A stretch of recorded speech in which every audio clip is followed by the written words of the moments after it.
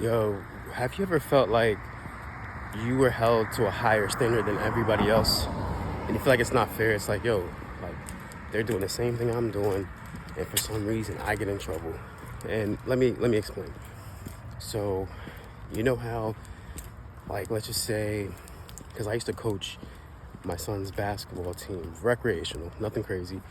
And so when he was misbehaving, or if he misbehaved, I expected him to not do that because he's my son, and he will get a bigger consequence if he did not, listen and follow my instructions. Or better yet, you're the teacher's son or daughter, and so you're cutting up in class. Again, you get held to a higher standard, and therefore you get a higher consequence. You'll see when we get home, type thing. You know what I mean? And so I've always wondered, and I don't know if you have too, but I've always wondered, why has God held such a high standard on his people in Israel in the Old Testament? And it's because of that. He's like literally, like when you look at it, there's such a distinction between, or in contrast, from the people of Israel, the Israelites, and just regular people. The crazy thing is, like, we cannot ignore this. Like, there's a reason why, because the standards were so high, but yet the favor was so tremendous. Like, if you look at the promises that God had for them, if they were to follow his instructions and do right, he said you'll be one chasing five, or one chasing 1,000, like Joshua mentioned it as well, I think in the book of Samuel.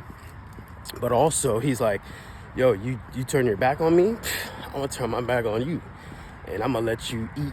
I'm gonna let man, I gotta be careful how I say this, but I'm gonna let man, basically cannibalism, but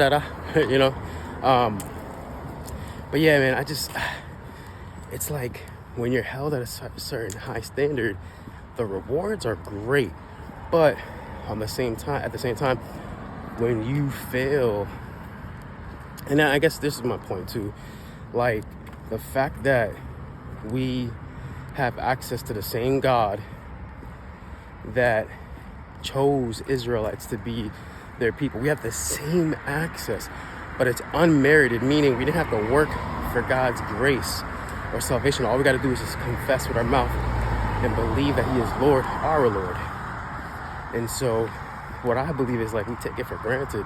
Some of us, we get so discouraged. We think that we have to be held to the certain high standard like the Israelites did. And it's like, we don't, now be careful, because then there's things called hyper grace. And that's not what I'm trying to preach, where you think you can just do anything you want and there's no consequences.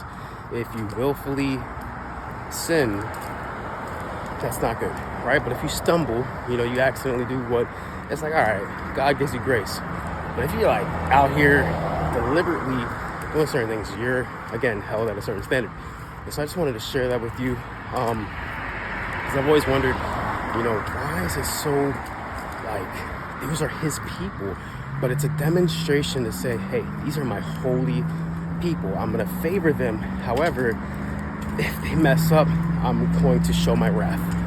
And so it's like people look at God like, oh, if he's so loving, why is he doing this? Because it's a mystery, man. How could you tell God what to do? You know what I'm saying? But anyways, I hope this makes sense. I'm still learning. I'm still praying about this. But I just wanted to share my thoughts and let me know how you feel as well. Correct me if I need correct. You know what I'm saying? I'm not a fool. I'm always open to learning and dialoguing. But from what I understand, it's like he just wanted to set his people apart and show them as a demonstration. Like, these are my people. You have the same access. You can too. But yeah, man, I don't know. Let me know your thoughts.